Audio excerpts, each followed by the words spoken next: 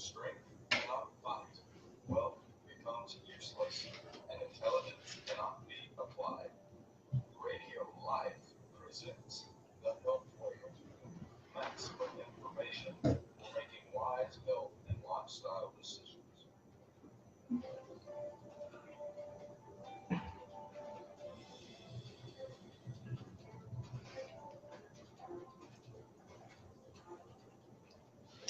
Good evening, Atlanta. Good evening, everyone who is watching and listening tonight.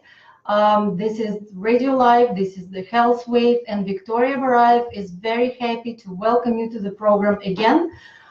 6 o'clock, a little after 6 o'clock Eastern Time, and we're here meeting with you at this hour once again. According to CDC, 43% of Americans visit emergency room every year.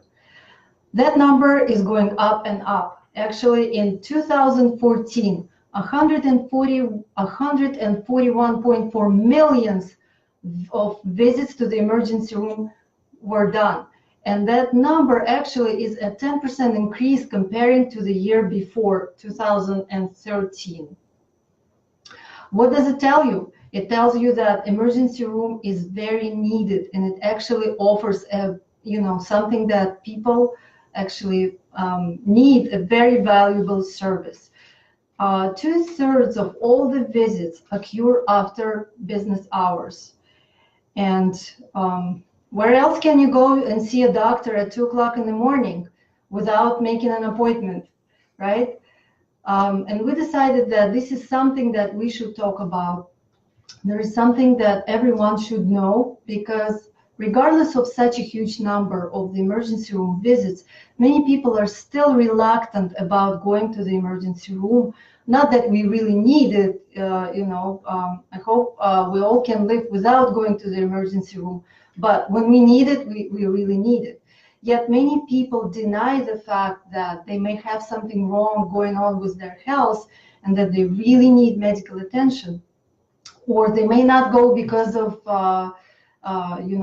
they're afraid of places where there is a lot of sick people come, and they just don't want to catch a sickness, an illness, a bug, or a virus. Or simply they just don't want to go to a place where they would have to wait for hours and hours and hours, and then come home with nothing, like many people think. Therefore, we decided to invite a real emergency room physician to give us some insight about the work of the emergency room. So meet Dr. Artur Iskhakov. Dr. Iskhakov, thank you so much for accepting our invitation. It's a pleasure to be here. Being here tonight. Thank you. And as our tradition, we're going to begin by announcing a contest. We're going to raffle off a special prize. And tonight, our special prize is this nice gift certificate from a makeup artist who lives in New York. Her name is Elena Nazarov. So Elena provided this gift certificate to the winner of tonight's radio show, tonight's broadcast. And this is a 1 hour, or how much time it's going to take, consultation with the makeup artist. She will teach you how to pick the right makeup for your face, how to apply it, how to take only 5 minutes to make you look beautiful. She will go over your skincare regimen and will tell you what needs to be done in order to look well groomed and look, well beautiful, and to have a skin in very good condition. So what you need to do in order to win this contest is to make a comment, write something nice to us, greet us, say hi, say something nice that we would like to hear, or you can send a question, but do it only once in order to enter this contest. And then at the end of the program, we will raffle off the prize. We will pick the winner. But you would have to stay with us the entire hour and participate. So please don't go away anywhere. Stay with us, participate in our fascinating conversation, ask questions, and I am sure Dr. Iskhakov will be able to answer all of them. So Artur, let me ask you, I really want to know, why did you pick the why did you pick this particular field, emergency room? So for me, emergency medicine was kind of a calling in a say. Meaning a lot of people believe that we chose the field, but for a lot of us, it kind of picked us. During our training in med school, we all try to find a place where we fit, where we belong, for a lifelong career. And when you find something that you like, when you find that you happen to like a lot of things or a little bit about a lot of things, you kind of realize that the emergency room is where you belong. For me, the biggest draw was the idea of helping people when they really need help the most. When you're really sick, when you're debilitated, when you've got into an accident, when you don't know where else to go to and nobody can help you, we're the first place that patients can come to. And for me, that was just a feeling where I felt like I could help them and really be involved in their care. Another thing that I liked is the fact that, like I said before, I actually enjoy every part of medicine, from cardiology to neurology, orthopedics, all the fields that involve different kind of care. But I get to enjoy it a little bit from my perspective, where it's an emergency, where I get to initiate the care. And in a way, I get to play the role of a detective. Every patient that comes in is undifferentiated. They come in with a chief complaint, and we would start off the care by asking all the questions, develop a connection with them, and kind of investigate the problem. Eventually, we try to find a way to help them, whether it's pain, whether it's solving the disease, or finding a place where they need to go, whether they can be admitted, go to their primary care doctor, or go home and relax and know that there's nothing serious going on. I like being part of that role for them. So, well, I'm sure it takes a special person to be an emergency room doctor, because it's such a specific way of treating people, actually. So, what's your experience as an emergency room doctor? What's your background? Like where I trained? So I actually grew up in Atlanta and trained at the med school not so far from here, Philadelphia College of Osteopathic Medicine, in Sewanee, Georgia.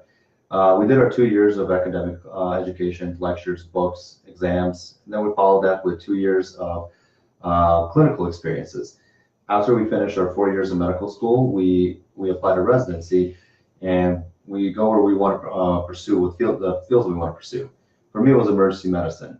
And the field that I picked, the place I picked was Maimonides Medical Center. It was in New York, in the heart of Brooklyn. I'd say it was definitely one of the most challenging experiences of my life, as everybody foretold, that this hospital is not an easy hospital to train at, because the population is very diverse. You have so many different languages spoken. The ages vary from newborns to people well over 100 years old. And the conditions we see are anything from simple to the most complicated things you'll ever see.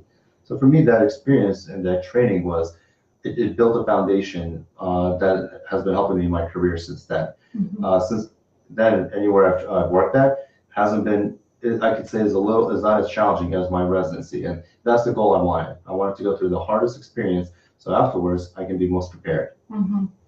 Very nice. Talking about emergency room, it can bring out very ambiguous sensations, feelings about it. On one hand, we get impressed by these movies and soap opera about emergency room, about the courageous and heroic work of the emergency room doctors, and then on the other hand, in the real life, you go to the emergency room, you spend hours and hours there, and then you get not so positive experience, sometimes less than positive. And then you go home with, completely tired and exhausted and feel like, oh, I haven't really been helped. So what is it? Why is it such a difference? Is it what they show in the movies is way too exaggerated? Or is it we just get bad luck when we go to the emergency room? Or is it both? Well, Hollywood does like to glamorize the experience of the emergency room. From uplifting stories of sick, dying people to the glamorous relations between the staff. For everybody, they enjoy the drama and they love the happy endings that come with every experience. Unfortunately, the reality of the ER is it does come with a lot of challenges that we may or may not be able to resolve or make you feel like something's being done where you're happy at the end. That is our goal, but not everybody will end up being happy. Things that are challenging are just showing up to the ER and waiting for hours just to be seen. Nobody enjoys doing that. You'll never see that in a TV show. Right. And once you're seen, it may take a while for your doctor or nurse to come back to you unless something serious is going on. You may be waiting a while for an answer. So that's dead time that you're just sitting there wondering what's going on, and people forgot about you. Nobody's ever forgotten about you, of course. It's just the certain things in the ER take priority, so we have to move from patient to patient and kind of try and handle a whole workload within a short amount of time. Now, of course, the relationships we try to build with the patients is very important. So in the little bit of time we do spend with you, we want to be able to give you comfort and instill the confidence that we are helping you. And whether we resolve your issue or not, at the end of the day, our main goal is to make sure you A, feel better, and B, we make sure we ruled out anything dangerous going on.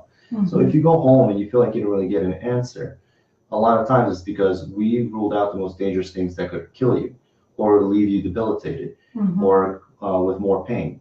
So if we were able to make sure that doesn't occur, then we kind of feel like we achieved our That's really goal. a big deal. That's a success in our books. Right. If you came in and you're dying and all of a sudden the ambulances are rushing you in and people are doing chest compressions and blood is everywhere, yes, things work at a different pace. The adrenaline rush is a lot higher. The nurses, the staff, we intervene very quickly.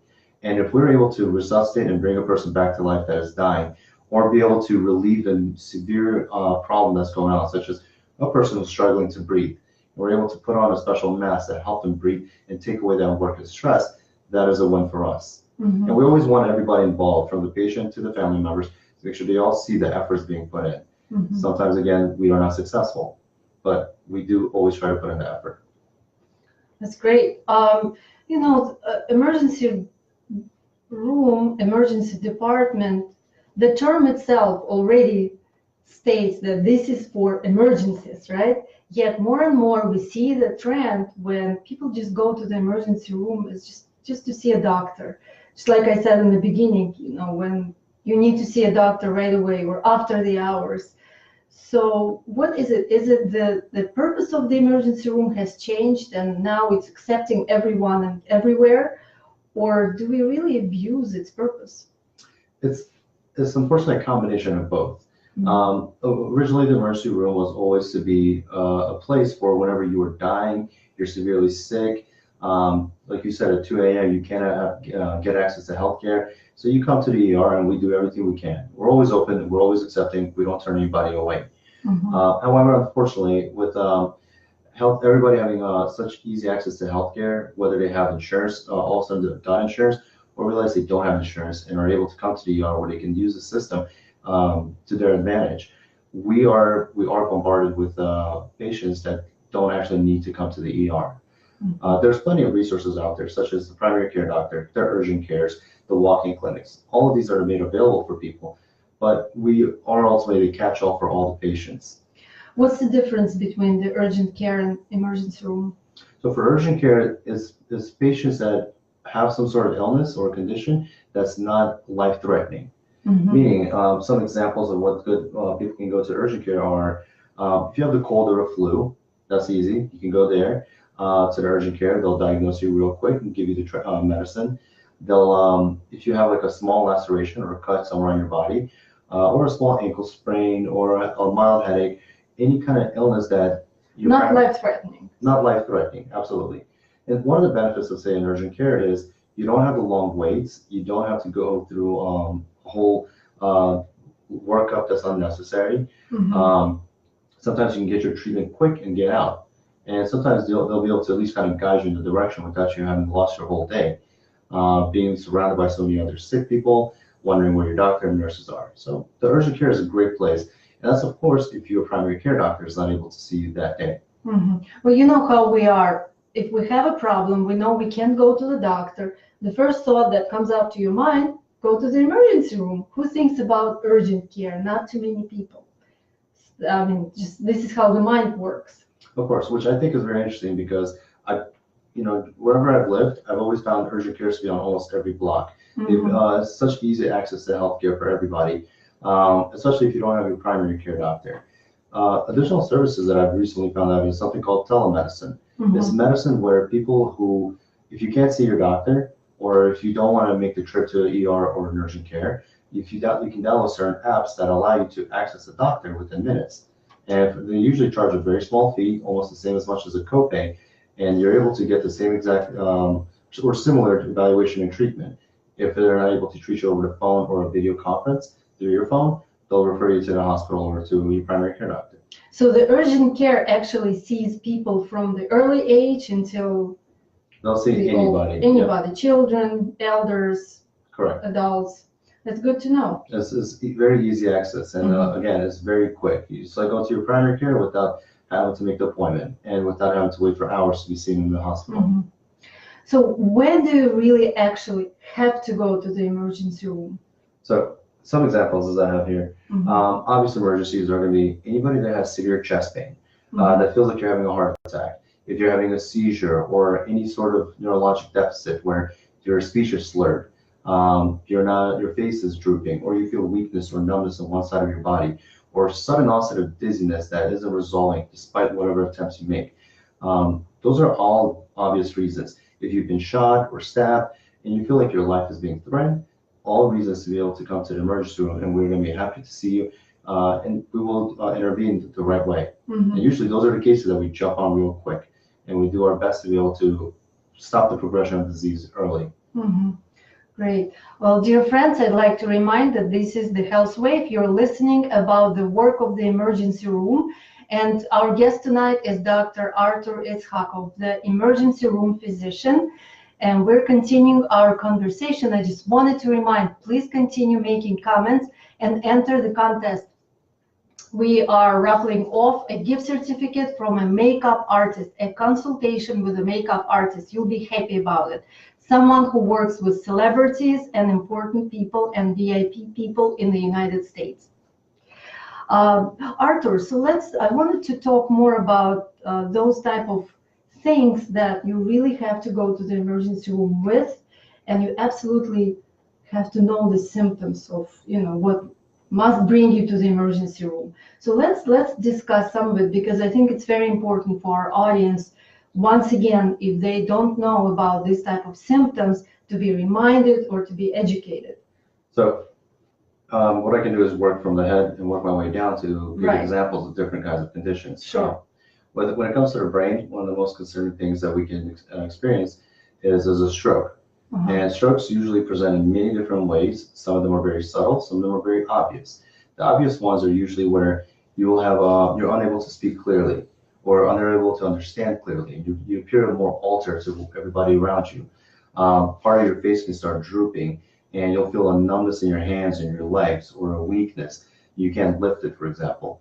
Those are usually signs that if you feel it early on, you should call 911 immediately, because the sooner you arrive to the hospital, the sooner we can give you the appropriate treatment and be able to help recover tissue. As we say, time is tissue. So the longer you wait, the longer you'll have problems. Occasionally we'll get patients who will show up 2 days later and they'll tell us, my hand's been kind of weak. I haven't been able to grip anything, and I just feel this numbness going all the way down. And we'll ask them, what made you wait 2 days? I thought it would go away. Because it may not seem like it's an emergency situation. Exactly. And that's, we understand that, but unfortunately, it's past the window where we can treat them at the most aggressive treatment and help them recover.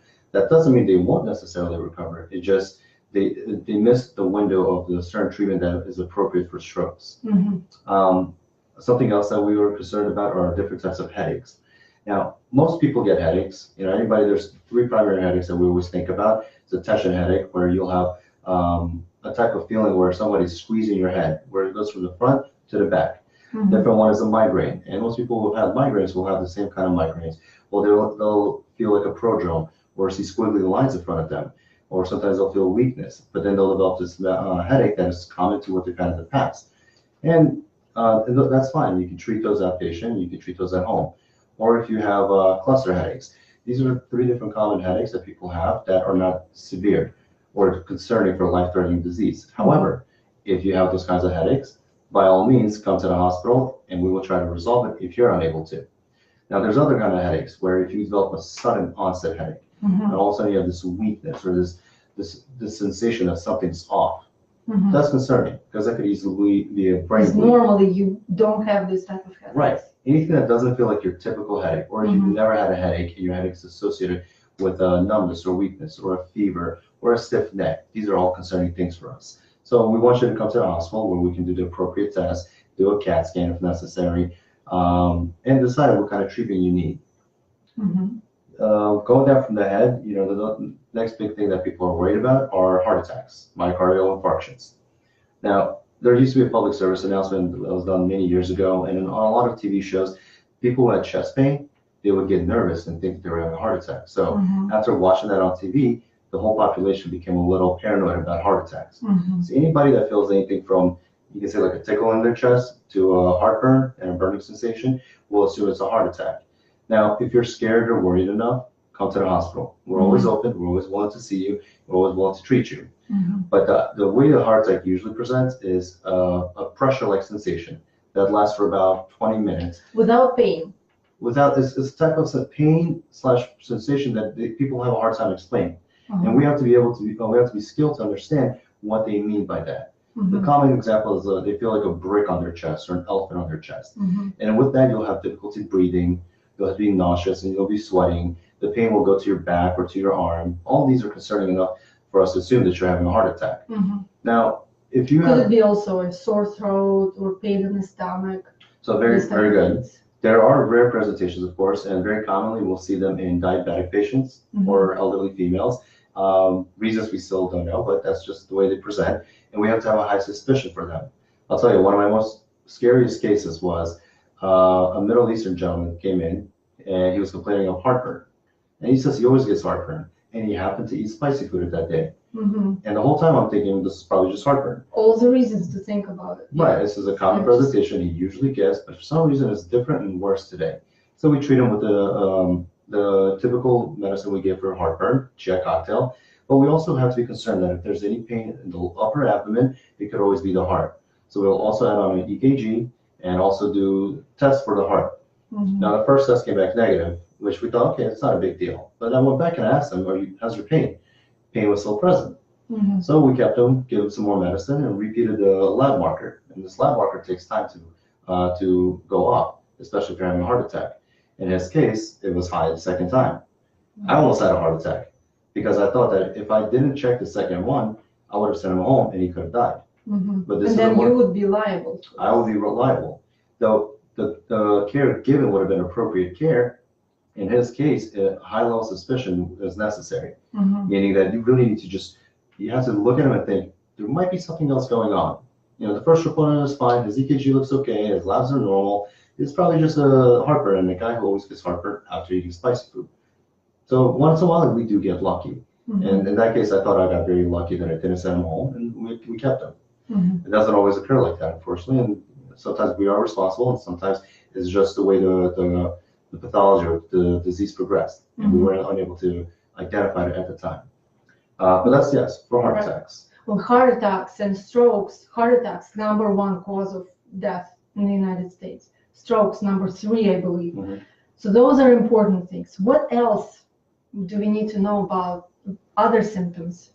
So when people have problems in the chest, we also have to consider the lungs. Mhm. For most people, a common issue that they come in is coughing, whether it's bronchitis, pneumonia, or just an upper respiratory infection. But the most concerning stuff for us is people who have chronic disease such as COPD and Mhm. asthma. Mhm. Now, most of these patients, they can manage their symptoms at home. Right. They have inhalers, they have nebulizers, and if it gets kind of bad, they should always go to their doctor or an urgent care. But there are times where it gets so bad that they are literally fighting for their life to take a breath. Mhm. Of course, those are the cases that we are responsible for to help intervene very quickly. The EMS will call us ahead of time and tell us patient's coming in respiratory distress, has a history of COPD. So we immediately call our respiratory tech, we get the ventilator, and we get the special mask we use sometimes and the medicine appropriate to help them breathe. In some cases when the machines don't help and the patient is struggling and the labs show that they're failing, that their body's not compensating, we have to intubate. But in cases for the public, it's important to note that if your symptoms are not resolving with the albuterol pumps or the nebulizers you have at home, and you seem to be getting worse and worse, come to the hospital right away if you feel like you're fighting to catch your breath. And it's not always just lung issues. When your heart's failing, Mhm. your lungs can fill up with fluid. Right. And unfortunately, that's one of the common things we see, that no matter what you do, outpatient, when you go home, You can continue taking your medicine and you can follow your diets. Something happens and your heart gets weak again and the lungs fill up with fluid. So those are situations where we won't expect people to come right away to the hospital. Going further down, if we work up to this express concern about the stomach, most common thing we'll probably see is gastroenteritis, a stomach bug. People coming in saying, for a whole day I've been throwing up nonstop. I've had diarrhea. My stomach feels like it's doing backflips, and nothing is helping me, and I can't keep any water down. Now, for us, the main concern is keeping you hydrated, because gastroenteritis or the stomach bug, it can cause dehydration. And with conditions such as Vibrio cholera, people die because of dehydration. And it's one of the most common conditions that young children in third world countries die. So for us, our goal is to keep you hydrated by giving you an IV, giving you the fluids, giving you medicine to help with the resolve the nausea, and making sure that you can drink. The diarrhea will resolve itself over time. But our goal is to make sure you're pain-free and you're able to stay hydrated. Then there's a lot of other really concerning conditions with the stomach that we call surgical conditions. Anything from appendicitis, where if you have sharp, achy pain in the right side of your belly, or if you have diverticulitis, where it's sharp, achy pain on the left side of your belly. The most trickiest kind of patient is a young female who's coming in with sharp, achy pain anywhere in the lower part of the belly. Those are also time sensitive. You have to get there on time. Exactly, especially if you have something like, like appendicitis. Right. I can give an example of an experience I had in Maimonides, where I had two Russian patients coming in at the same time, both of them around 19 years old. And both of them had right lower quadrant pain. Both of them had the classic story for appendicitis. One of them decided, or the parents decided, that this is not a big deal and they can go home. And the 19-year-old, he's old enough to make his own decision, and he's listened to his parents, despite what we told him. Unfortunately, the second one stayed, and his pain was managed and he was treated. Not even an hour later, the first one who left was brought back by an ambulance in a lot more pain. Wow. And we sat there explaining, like, this isn't appendicitis isn't something that we just let people go home with. It's important and serious that they come to the hospital and get treated appropriately. You usually have to stay for antibiotics, and a surgeon may or may not decide to operate on you and take your appendix out. Appendicitis can happen to anybody. So what are the symptoms? So for appendicitis, the classic presentation is pain that starts in the middle of your abdomen. It usually is an achy, sharp pain, and it gets worse over time. With it, you'll get nauseous, and you'll want to throw up, and you will lose your appetite. Sometimes people can develop a fever. Now, the classic symptom is that the pain goes from the middle to the right lower quadrant, meaning the right lower area of your abdomen. There's usually a specific point where if we press hard enough, or not even that hard, gently, and you won't feel like you're about to jump out of the stretcher, this is appendicitis to us. Doctor, how did you know all these symptoms about my appendicitis? I had it, so that's exactly what happened. Yes. It's a very classic presentation for most people. Once in a while, we'll be tricked. Sometimes the pain will be on the left side. Sometimes the pain will be in the back. Oh, that's what I had, left side pain. So that's because some people's appendix, which is about a small little tube, the size of, say, my pinky, if it gets swollen enough, it gets the size of my thumb. And that's what they look for on a CAT scan or an ultrasound.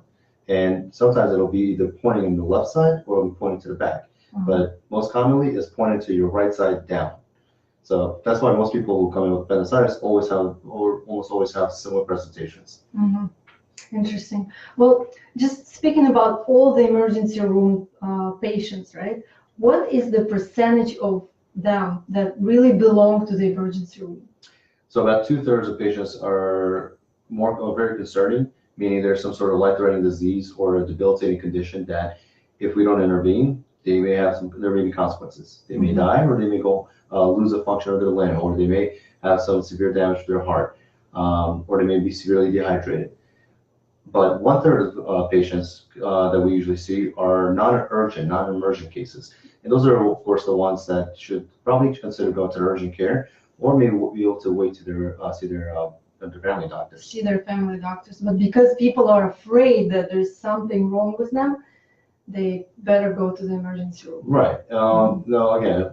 And you guys are kind enough to accept all of us. We are always kind enough, and our doors are always open. But the challenge is, and I guess it's worth mentioning that when people who come in with non-emergent conditions, it does take away the time and energy and resources from patients who do have emergent cases. And it sometimes makes us feel guilty that, say, if you came in with a mild ankle sprain, I can understand this is probably the worst thing for you that's happened that whole month. But at the same time, if I have a child who's struggling to breathe, I'll probably devote more of my time and energy there than the ankle sprain. It's not that we're ignoring you, of course. We consider that your ankle sprain is an issue for you, and we want to help you. But at the time, we have something more serious going on. And as soon as we resolve that, we come right back to you and help you get out faster with the right treatment. We don't want to keep people too long. Our goal is to get people out as fast as possible, but we don't want to push them out without giving them the right treatment and the right care. Correct. So when we get sick and we feel like we need to go visit the emergency room, all we want to have is we want them to tell us what's wrong with us and what needs to be done in order to fix the issue. What should we expect when we come to the emergency room and what we should not expect from them? It's a very good question. So basically the experience of a patient that comes into the emergency room, and I've been a patient in the emergency room and I know what it's like to sit there and wait and wonder what's going on. Usually the beginning is, if you're a patient that is not critical and your condition, your vitals are normal and your condition is something that can wait, usually we'll keep you in a waiting room or keep you in a room where we can set up an order for everybody to be seen on time. And for those patients, once they get triaged, where a nurse will get their vitals, get the chief complaint and the basic story, they'll be put in a room for us to see. And we have a board in our little area on our computer where we know who's next to be seen and what they're there for. Now, at the same time, we can also get a patient that's coming in by EMS. And sometimes these patients are not dying, sometimes they are dying. If they're dying or if there's something severe going on, an extreme condition, we usually will drop everything and prioritize them. And a lot of times we'll already be aware they're coming and on the way, so we'll rush into what we call our resuscitation room.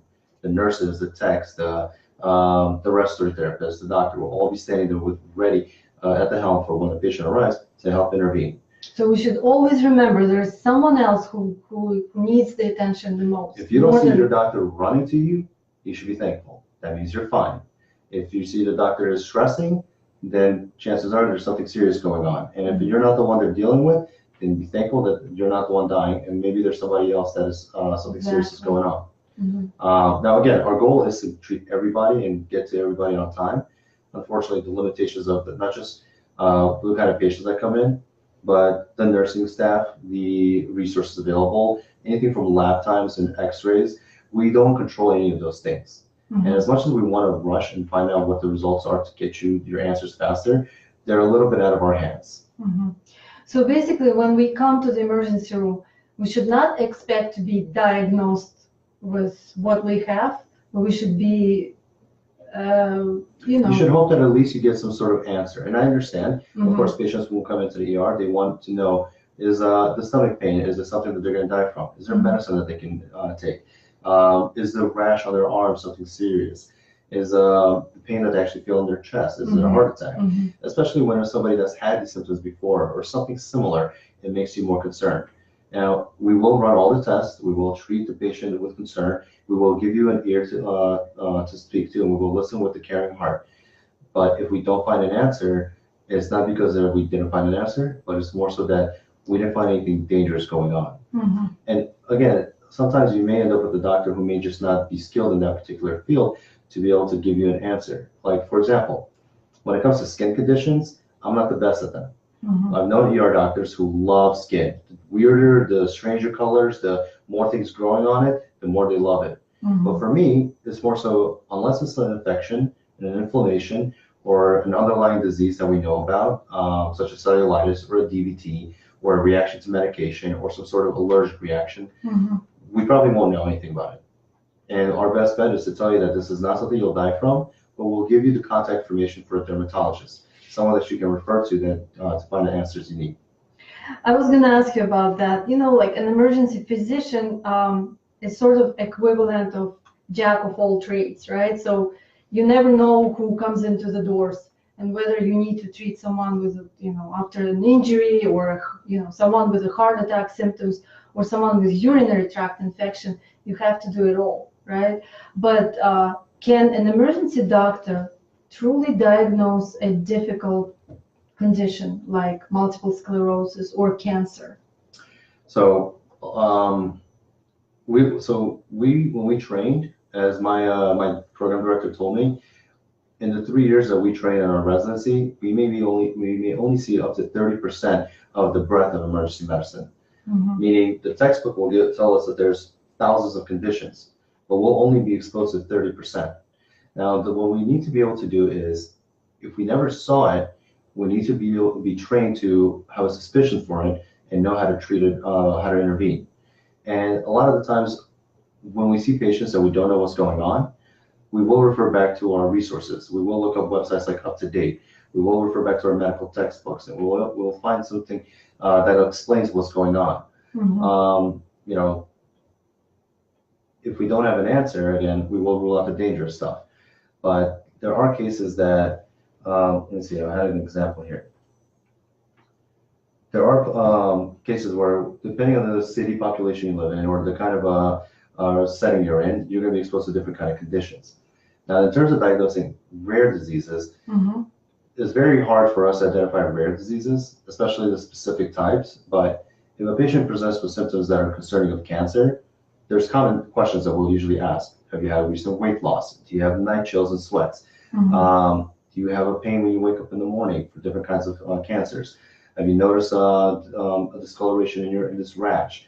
These are the kind of questions that kind of raise suspicion for a cancer, or similar questions for different kind of conditions.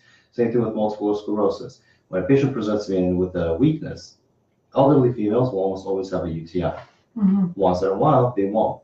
And now I have to continue my investigation and figure out, is this person having an electrolyte imbalance? Are they having a subtle heart attack they don't know about? Is there something going on in the brain, like a bleed? But if I can't identify using the common things that I usually investigate, then I start investigating for the rare conditions. Well, it's probably hard to investigate and do all this process of diagnosing and investigating just from in that one visit. You're 100% right, and that's what I was going to say, that sometimes we may not have the time or the resources to figure it out. That's why we have, thank God, consultants. Good example I'll give you is the weakness. I once had a young gentleman that came in with weakness. He just said that he can't get out of bed. Weakness. Everything's weak. So now I have to investigate, where is this weakness coming from? Is it the full body? Is it in certain muscles? Is it a neurovascular condition? Is it a hormonal condition? So as I'm running through all my differentials of all the conditions that it could be, from myasthenia gravis, and I'll listen, but it's going to be hard to explain all that, but conditions like myasthenia gravis, Lambert-Eaton, thyroiditis, myositis, anything from Guillain-Barré, there's so many rare conditions that we have to understand the history and presentation and have a suspicion for it. If we can't figure it out and we're worried about the patient, I will call a consultant, usually a neurologist, for example, and the neurologist will recommend certain labs or imaging that I may not have thought of. And eventually we'll find an answer. If we don't, we always admit the patient for the hospitalist or internal medicine doctor to continue the investigation. So it's a teamwork. Absolutely. So if we can't find an answer, we will always refer you to the person that can. And if we don't feel like you can find the answer at home and we're concerned that something serious is going on, we will definitely keep you.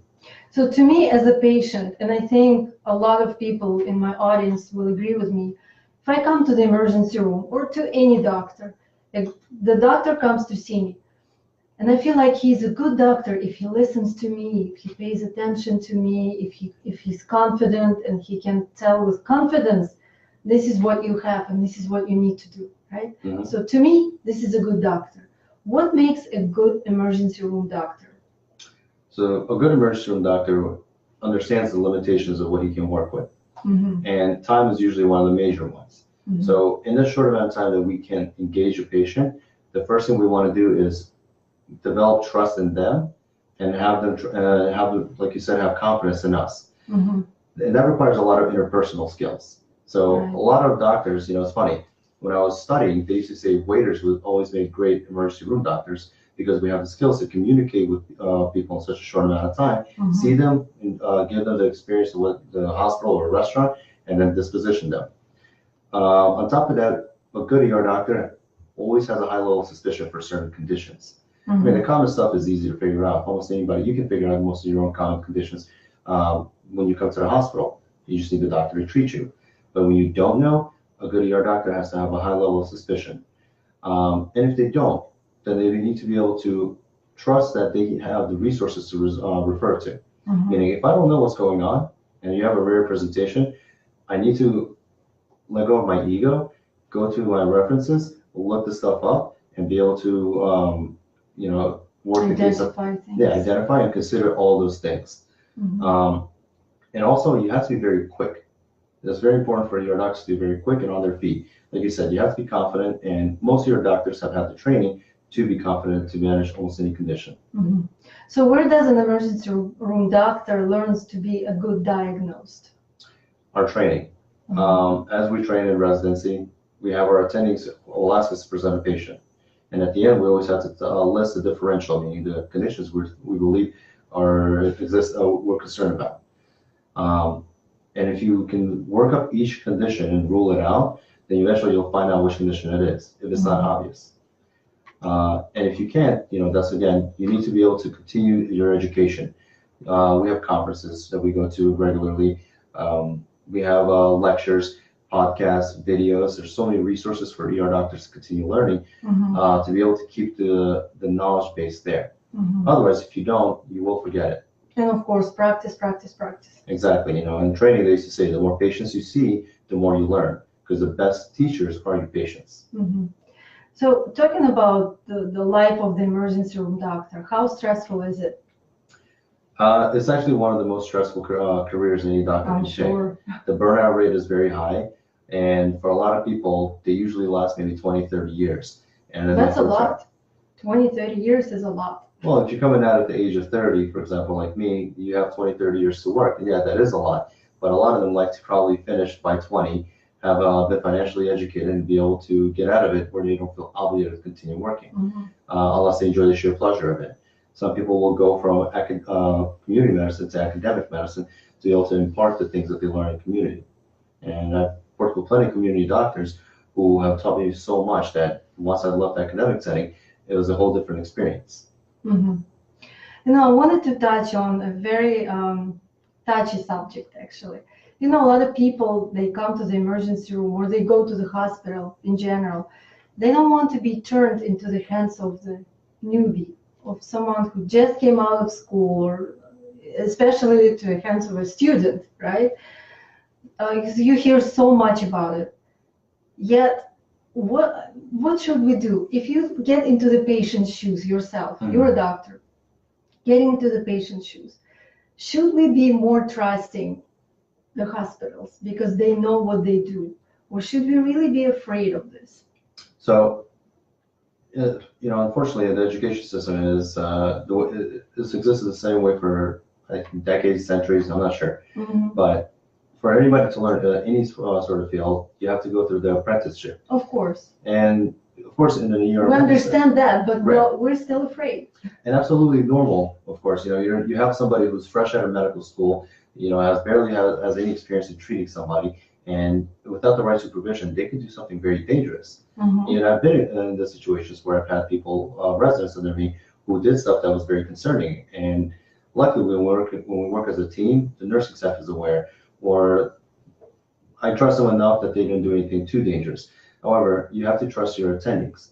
The attending is usually the role of the doctor who sits behind the desk, and their goal is to supervise everything that's being ordered and every treatment given. And every patient that is seen is presented to by the resident. So there's always some level of supervision. Whenever you go to any kind of hospital and you know that it's an academic hospital, usually inner city hospitals or academic hospitals, you will almost always end up seeing a resident or a fellow. But you have to trust the system that there's an attending above them that is keeping a very close eye. Now, if the concern is still significant and you can't relax because you don't know if you're getting the right care or the full extent of what care that you should get, or a better understanding of what's going on, you're always welcome to request that for the attending to speak to you. And most of the time, the attendings will come and see you as well. They want to find out the details the resident missed so they can teach the resident how to catch the fine details. They want to be able to offer the treatments that the resident was not able to offer. But yes, a lot of the times, it is scary to have somebody in training treat you. And even I, as a resident, remember when I was first seeing my first few patients, I was so nervous that it was obvious to the patient that I was nervous. Of course. However, over time, as we build our own confidence, because that's part of the training, the patients weren't able to tell, and they trusted us. And if I had questions, I had to trust myself to reach out to my attending to be able to find out what the right thing to do. It's probably the most horrible thing to see when your physician is nervous. Yes. As I always tell patients, if you don't see us stressing out, you shouldn't stress out. If you see us stressing out, then you can be nervous. But if you have an intern who doesn't know the appropriate medicine or the appropriate care, most of the time, if it's an acute, severely dangerous situation, you don't have to worry that the intern is by themselves. They're almost never by themselves. The attending will always be there because the attending, the liability falls on the attending. So they will want to make sure that the patient care is appropriate. But if it's mild cases that there's very low likelihood of something dangerous happening, like the wrong medication given or the wrong test ordered, most of the time it'll be caught way in advance. So is there a certain time of the year when the hospitals get the most number of internists? The joke we always say is that July and August is the time when there's the highest rate of death in the hospitals. It's because all the new residents come on. Is it true? Now, I don't know if that's actually true. I've never checked the statistics on that, but I can understand when you're coming in July you're a patient and it's July and you have this resident who's stuttering and nervous and is not doing all the right stuff versus if you check that same resident 6 months later, you'll see a completely different kind of person. The progression and the growth of the residents is a very interesting thing to see, both as a resident and as well as an attending when I watch the residents who started off with no confidence and then finally understood how to treat, approach, and communicate with patients. It's an amazing growth. Well, you know how now patients are involved in the decision making on the risky treatments. On one hand, it poses them to more risk about not surviving in case something happens to them and the doctor is not allowed to do something risky on them. On the other hand, it reduces the number of using of the risky treatments in general. So what's your take on that? What's your opinion? So I think absolutely the patient has to be involved in the care because they have their own autonomy, meaning that they're capable of making decisions for themselves. And anytime any doctor you ever see that does something to a patient without their consent, that actually is a dangerous kind of situation to be in for the doctor. Now, if a patient is awake, they have capacity, meaning that they're capable of making their own decisions, then they should be fully involved in the patient care, even if they're choosing not to receive care. And that is one of the most difficult challenges in our career is to have a patient who refuses care. I remember one of my favorite patients, because I have so much respect for him, was a 80-year-old gentleman that came into the hospital and he was struggling to breathe. He was coughing up blood. So we did a full workup with the labs and get a chest x-ray and then we get a CAT scan. And the whole right side of his lung was a cancer. And he thought, he remembers his doctor telling him about that a while ago, but he never followed up. And I told him, like, we need to admit you, we need to do all this care for you, surgery and chemo and all this stuff. And he just looked at me and says, I'm good. And I'm like, well, what do you mean you're good? Don't you want to live? He's like, I'm 80 years old. I've lived a very fulfilling life. I don't need to go through all that stuff. I'll rather just enjoy the rest of my life with my family and I'll pass peacefully. And I just have so much respect for a patient like that. Last week, I had something similar where a patient who had terminal cancer, lung cancer, that's gone to the liver and the brain, he enrolled himself into home hospice where he would just get pain management and just pass peacefully. His goal was to last maybe a week because he wanted to spend some more time with his family. When he presented to me, he ended up having one of his lungs pop and fill the chest cavity with air. So he could not take a deep breath. Now, the intervention for that is to put a tube through the chest wall and suck out all the air and keep you in the hospital and make sure that you're improving. Now, if you're a hospice patient, it doesn't really make sense to get that kind of treatment because, well, you're dying, but you're still trying to stay alive. It's a true procedure. But you still want to do something to help the patient. So you tell them, we can admit you and treat you here. He said, I'd rather go home. I'd rather die. And I told him, you may not even last a night. He says, that's fine with me. The hospice team who was available said, we'll just give him extra pain medication and keep him comfortable. The family all arrived, and they were all by his bedside holding his hand. And for me, it was a sad but a beautiful thing, knowing that you have the right to make your own decision. And you have the capacity. And if you want to pass peacefully, as opposed to being stuck by a million lines, put giant IVs through your neck, if your heart stops or you stop breathing, you have strangers doing compressions on your chest and shocking your body for maybe an effort just to bring back a body that doesn't recover. I'm not saying everybody should say, I don't want any of that. if you're young or healthy or you have so much to live for, then you'll want all the treatment that you can get. But there are some people who have accepted that their condition is too severe. It's reached a terminal stage, and they'd rather live the last few days comfortably. Right, and they have all the rights to make that decision, absolutely. There's always a patient's right. Can you recall some of the most challenging situations in your experience? A challenging situation, let me see, I think I had something special. I'm sure you have.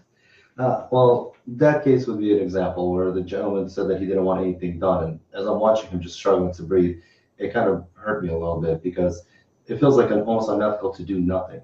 But at the same time, the patient does have the right to refuse care. Now, in terms of challenging experiences in the emergency room, there's different aspects of emergency medicine that is challenging.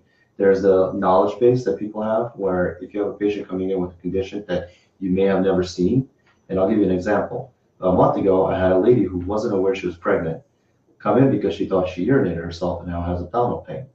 She actually was pregnant and had no idea, and that was her water breaking.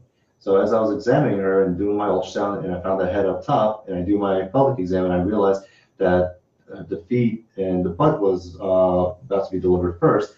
This is a dangerous presentation for a delivery. So she was that pregnant, she didn't know, She was 30 weeks pregnant, had no idea. Yes, very surprising, but we actually see this a lot in the ER.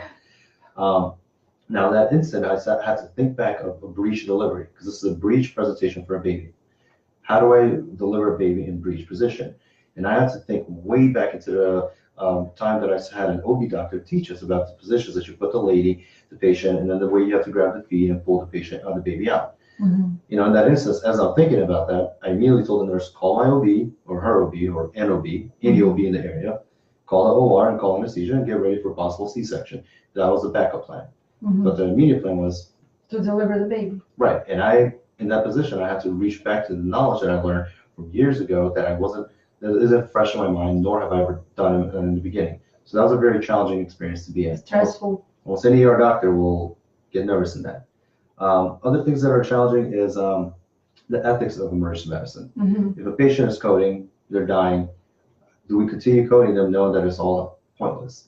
So we have to have family stand by us. You know, we like to bring the family members in and ask them, do you want us to continue? Because they would be the ones making the decision for a patient who doesn't have the ability to make a decision. And a lot of times families want everything done because the guilt of saying stop everything is challenging. And we understand that. You know, we will continue doing our resuscitation, CPR, up until a certain limit. And then when we realize that the effort is futile, we will have to stop. But the ethics of being the one to call it is very challenging for us. I guess one of the only other things that's challenging is just the logistics of emergency medicine. When you have multiple patients presenting at one time and the labs aren't resulting as fast as you'd like and the patient volume starts building up, you have to start thinking about the dozen patients you have and all the things that are going on, while at the same time waiting for the next complicated case to come in to make you drop everything. It becomes very challenging. It's a lot of energy on us mentally. So all of that is just everyday experience for us that are in the ER. Wow, decisions. I hope you know how to deal with stress and how to come out of it. I'm sure any emergency doctor needs to know about it. There's outlets, hobbies, music, art. You know, you socialize with your friends. You can be traveling. People like to exercise, go to their gym, go hiking. Just like anybody else, we have outlets for all the stress. Wow, that's great. Well, Arthur, I really appreciate you for such an interesting conversation. Unfortunately, our time is coming to an end. And I wanted to ask you to, first of all, take good care of yourself because people need you, obviously. Thank you. You're doing a good service. And second, if you could just give a few words of wisdom to all of us, to the audience. The emergency room is a scary place. It absolutely is. And nobody wants to end up in an emergency room. What I would say is trust the team that's taking care of you, be understanding of them, and allow us to be in your lives. And we are actually very thankful to be able to have the opportunity to treat our patients. It is not just an opportunity; it's a privilege for us to be involved in someone's life, to be able to help them when they need us most. Absolutely. Thank you so much. And I think now the minute has come to draw a winner. I hope we have comments. I hope we have somebody who wants to win this gift certificate. And I will ask for Dr. Arthur Itschakov's help to pick the winner. Gonna open it? Yes, please open and say the number. Number 8. Number 8. Number 8 is Raisa Iskhakov. So Raisa Iskhakova. So congratulations, you won this gift certificate, and we will contact you to let you know how to find this wonderful person who can give you this consultation, Can I an give her a image shout out? consultant. Raisa Iskhakova just had her birthday a couple days ago. Wow, wow. Happy birthday to you. So this gift goes to you, absolutely belongs to you. Congratulations. And I wanted to thank everyone who stayed with us this hour to listen to this wonderful conversation. I hope you learned something about the work of the emergency room that everyone should be aware about. And wanted to wish you to stay in the wave of health and be with us next week exactly at the same time. Be well. Good night.